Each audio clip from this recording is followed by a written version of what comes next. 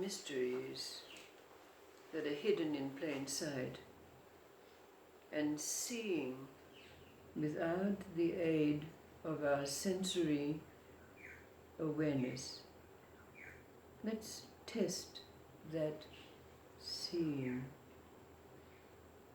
Mulla Nasruddin had a birthday, but it was well known that from the earliest age, Mulla Nasruddin was contrary. Whenever his parents asked him to do something, he would do exactly the opposite. So they learned that if they wanted him to do something, they would tell him to do the opposite. But the day after his birthday, Mulla Nasruddin and his father were needing to go to the market, so they were leading their donkey. And on the left side of the donkey, he was laden with wood. And on the right side of the donkey, he was laden with bags of salt. But on the journey to the village, they had to cross a stream. And as they were crossing the stream, the donkey started to list to the right. So his father said to Mulla, "Tip the donkey's load to the right," imagining that he would do exactly the opposite. But he didn't. He tipped the donkey to the right so that the bags of salt went in the stream and immediately disappeared. So Mulla's father was very angry with him, and he said, "Why didn't you do what you usually do and do the opposite of what I said?" And the Mullah said, "Well, I was 15 yesterday and I decided it was time to do as I was told."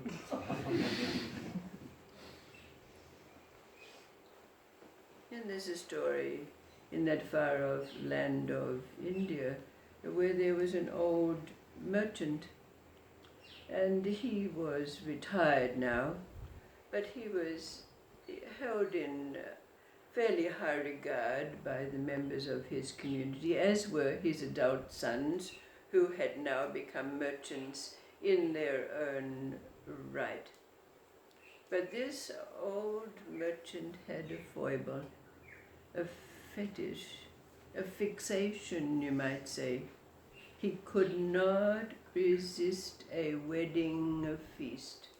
So whenever he heard of there being a wedding anywhere in town or anywhere else, he'd bathe himself and put on his best clothes and he'd gate crash the wedding party. Now, for the most part, when people didn't know him, it was the bride who thought it was the husband's friend and the husband who thought it was the bride's friend, so they accepted him into their midst and he partook of the feast that was going on. But of course it soon became known that this was the old merchant who was going round to these weddings and partaking of the feast, which was a great embarrassment to his family, his sons, who thought that it was bringing down them in the esteem of their people, after all. So they tried to deter him. And every time they did, he promised that he would do what they say.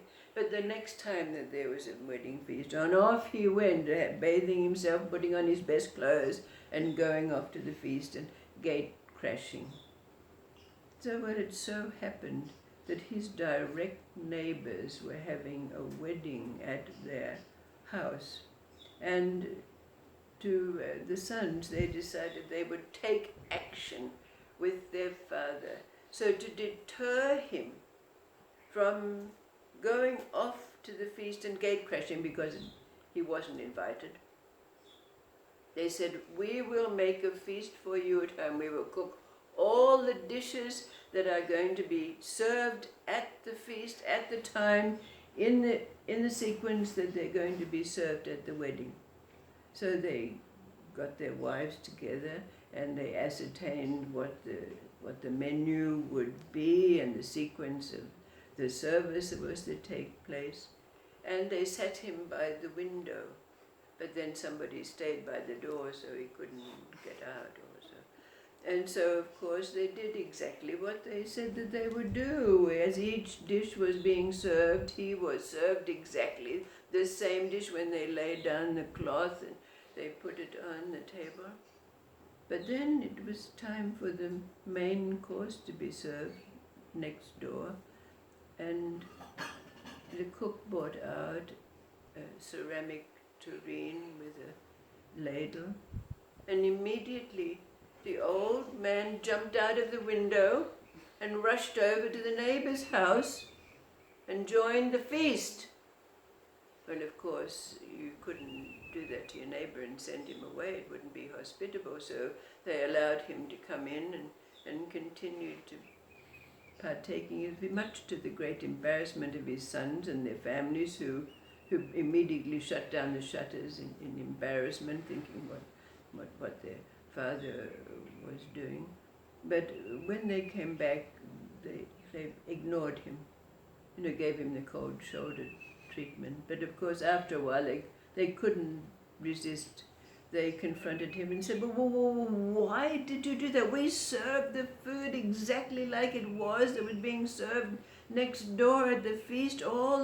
And the dishes were delicious, cooked by our wives in the same sequence that it was to be served at the feast. Well, why did you jump out of the window and go next door? And he thought for a moment. He said, but you didn't serve it in the ritual bowl with the ritual ladle. But the family was still very, very embarrassed, and they stayed indoors behind the shutters for quite a while because they didn't want to show their faces in town.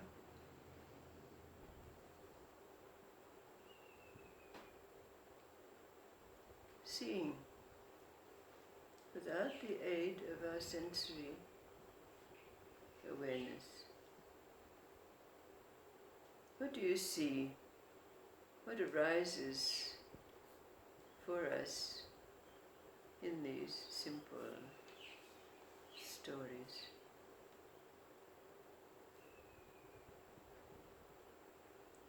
What is it you see without the aid of the machinations of the mind? It is the meaning of these stories.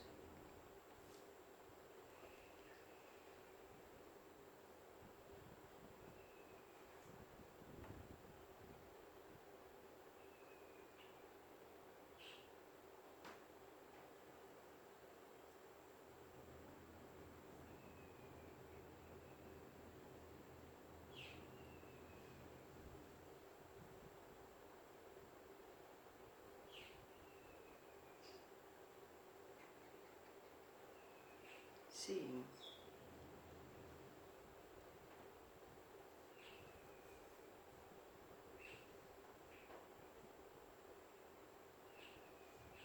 If we use our sensory awareness, we have someone presenting themselves before us.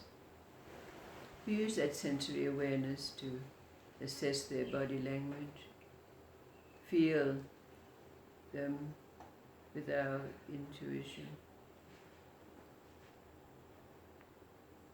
Even have that sense of oneness with them, that we perceive something behind their demeanors and their words.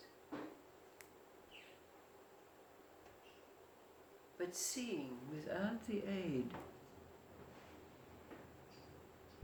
of these, as we oftentimes do. How often have you said, I see, I see. What is it that's seeing?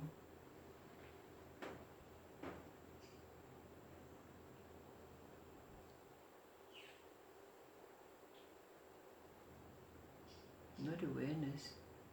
Awareness is of the mind, of the senses.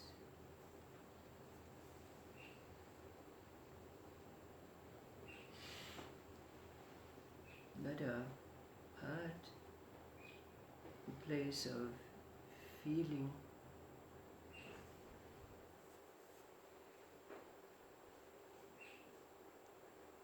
What is it that's seeing?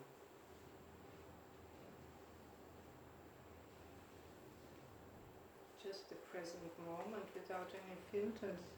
Yes.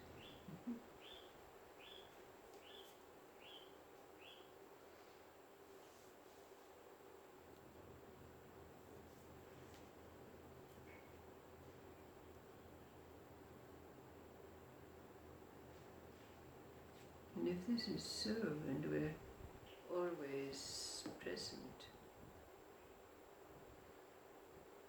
then we can see every story.